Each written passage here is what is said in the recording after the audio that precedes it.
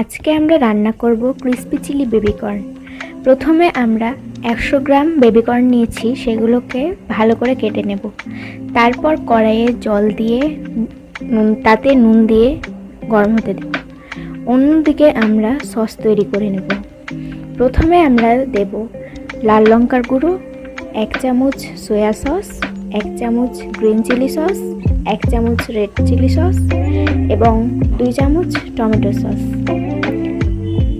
এবার আমরা এটিকে ভালো করে মিক্স করে নেব। তারপর জল ফুটে গেলে বেবিকর্নগুলো দিয়ে 8 থেকে 10 মিনিট ভালো করে সেদ্ধ করে নেব। সেদ্ধ হয়ে গেলে এগুলোকে তুলে আমরা তাতে দেব গোলমরিচ গুঁড়ো, 2 চামচ কর্নফ্লাওয়ার, 1 চামচ আদা রসুন বাটা। এবার আমরা বেবিকর্নগুলোকে ভালো করে মাখিয়ে নেব। এবার কড়াইতে তেল গরম হয়ে গেলে তাতে বেবিকর্নগুলো দিয়ে ভালো করে ভেজে নেব।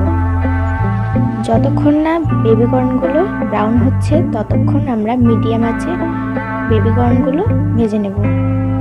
এবার ব্রাউন হয়ে গেলে বেবিকর্নগুলো তুলে সেগুলোতে অন্য পাত্রে আমরা দেব সামান্য সাদা তেল এবং তাতে বেবিকর্ন দিয়ে যে আগে থেকে যে সসটা তৈরি করে রেখেছিলাম সেটাকে দিয়ে ভালো করে মিক্স করে নিলেই তৈরি আমাদের ক্রিসপি চিলি বেবিকর্ন। এবং এটি খেতে এত সুস্বাদু, আপনারা অবশ্যই বাড়িতে ট্রাই করবেন।